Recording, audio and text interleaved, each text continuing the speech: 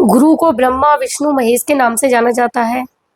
नमस्ते साथियों, आज मैं यहाँ पर एक बहुत ही जरूरी विषय पर चर्चा करने के लिए आई हूँ, जिसमें आप देख रहे होंगे कि आज सोशल मीडिया पर बहुत ही दुर्भाग्यपूर्ण टिप्पणी सुनने को मिल रही है, जिसमें शिक्षकों को, विशेषकर यूट्यूब पर पढ़ाने वाले शिक्षकों के संबंध में कुछ अपमानजनक शब्दों का प्रयोग किया गया है। इन शब्दों को सुनकर मुझे सच में बहुत दुख हुआ है। एक शिक्षक के रूप में मेरा काम यह प्रतिक्रिया देना नहीं है, बल्कि समाज को और जो नए हमारे विद्यार्थी हैं उन सबको सही दिशा दिखाना है। अंजना जी, आप एक महत्वपूर्ण पेशे मीन्स की पत्रकारिता के फील्ड में बहुत जाना माना नाम है और आपकी मैं हमेशा से प्रशंसक भी रही हूँ, लेकिन आपकी इन टिप्पणियों को सुनकर के सच में बेहद दुख हुआ है। मुझे ही नहीं बल्कि शिक्षक समाज के हर शिक्षक को बहुत दुख हुआ है कि आखिर ये टिप्पणी क्यों कही आपने। आपका यह बयान कि यूट्यूब के शिक्षक दो कौड़ी के शिक्षक हैं, यह शब्द आपके एक अकेले एक शिक्षक को नहीं बल्कि उस पूरी व्यवस्था को अपमानित करने जैसा है, जो कि आज यूट्यूब के जरिए बहुत सारे बच्चों को शिक्षा प्रदान कर रहे हैं। मेरे कुछ बिंदु हैं जिन पर मैं आपका ध्यान आकर्षित करना चाहूंगी, जिसमें कि देखिए, पहला है शिक्षा का लोकतंत्रीकरण। यूट्यूब शिक्षक जिनको कि हमारी जो पत्रकार महोदय है उन्होंने दो कौड़ी का बोला है, तो अगर ये यूट्यूब शिक्षक नहीं होंगे तो जो काफी दूर दूर सुदूर इलाके में जो गांव है वहां के बच्चे जो है यूट्यूब के जरिए ही बेहतरीन शिक्षा पा सक रहे हैं, क्योंकि उनके पास में कोचिंग्स की महंगी महंगी फीस देने के लिए पैसा नहीं है। जो लोग कम पैसे में बहुत अच्छी शिक्षा ग्रहण कर रहे हैं, तो क्या यह काम यूट्यूब शिक्षकों का यह काम दो कौड़ी का काम है या उनकी मेहनत दो कौड़ी की है? जी नहीं। दूसरा पॉइंट है मेरा समर्पण और मेहनत। यूट्यूब पर जो शिक्षण कार्य कर रहे हैं वो शिक्षक बहुत मेहनत करते हैं। ऐसा नहीं है कि वो आए और डिजिटल बोर्ड पर कुछ भी लिख दिया उन्होंने, जी नहीं। वो कोई भी कंटेंट डालने के लिए उस पर पहले मेहनत करते हैं, स्टडी करते हैं, फिर उनको एक एक लाइन एक एक शब्द को बहुत सोच समझ कर देना पड़ता है, क्योंकि वहाँ वो अपने क्लासरूम में नहीं है बल्कि एक वर्चुअल तरीके से शिक्षा दे रहे होते हैं।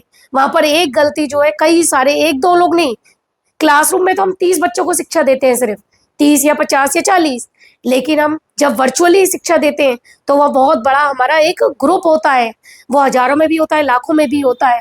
जैसा कि हमारी महोदय ने बोला कि ये तो सिर्फ अपना पैसा बटोरने पे लगे हुए हैं, जी नहीं। पैसा इसमें कहाँ, इतना पैसा नहीं मिलता। कुछ लोग जो है सिर्फ सेवा भाव से अपना टीचिंग का काम कर रहे हैं यूट्यूब पर।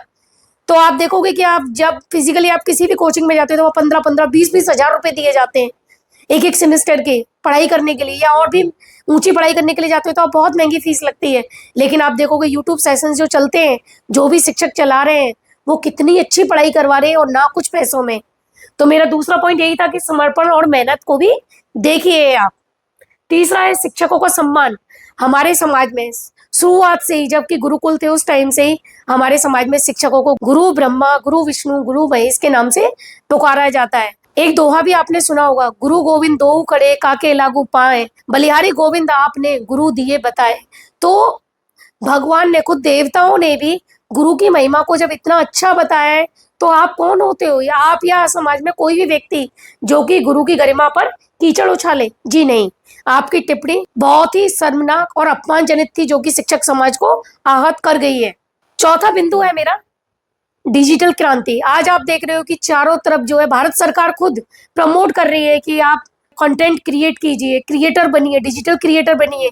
तो जब भारत सरकार इस चीज को सपोर्ट कर रही है, तो आप और हम कौन होते हैं जो कि हम आप यूट्यूब शिक्षकों के बारे में इस तरह की टिप्पणियां करें?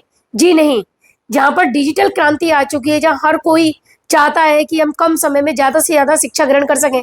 आज आप देख रहे हो कि कुछ बच्चे सिर्फ यूट्यूब के माध्यम से सेल्फ स्टडी करके कितने आगे जा रहे हैं। जो बहुत बड़े बड़े एग्जाम्स हैं उनको क्लियर कर ले रहे हैं, फाइट कर रहे हैं, जो कि बड़े बड़े एग्जाम्स में जो ऑल इंडिया रैंक ला रहे हैं। तो क्या वह यूट्यूब शिक्षकों के द्वारा नहीं पढ़ाए जा रहे हैं? मैं इस बात को सही नहीं मानती जो कि हमारी पत्रकार महोदय ने बोली है। पांचवा बिंदु है एक शिक्षक का आईना। जिस तरह से पत्रकारिता के द्वारा पत्रकार महोदय है या कोई भी पत्रकारिता में जो लोग जुड़े हुए हैं, वो समाज को एक आईना दिखाते हैं। वो सच को सच कहे और झूठ को झूठ कहे, तो वो सही लगता है। ऐसे ही शिक्षक का काम है कि जो हमारा भविष्य है उसको वो अच्छा बनाए, क्योंकि राष्ट्र की जो नींव है वो कहीं ना कहीं शिक्षकों के कंधों पर है। अगर हम आज बच्चों को अच्छी शिक्षा नहीं देंगे तो वो आगे जाके किस तरह से हमारे समाज का या हमारे राष्ट्र का निर्माण कर पाएंगे? नहीं कर पाएंगे। पत्रकार महोदय या जो भी समाज के सम्मानजनक व्यक्ति हैं, उनसे यही कहना है कि आप शिक्षक की गरिमा को प्लीज ठेस मत पहुंचाइए किसी भी तरह से, चाहे वो यूट्यूब पर पढ़ाने वाले शिक्षक हो या स्कूलों में पढ़ाने वाले शिक्षक हो।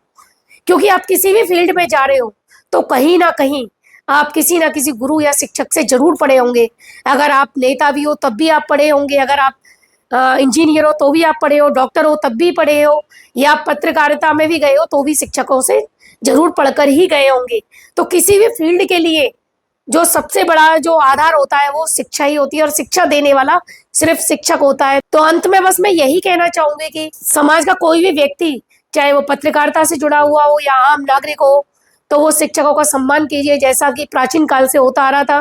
पहले गुरु दिख जाता था तो हर कोई उसके सामने सर झुका लेता था, उसको अभिवादन करता था, लेकिन आज शिक्षक की गरिमा को इतना तोड़ दिया गया है।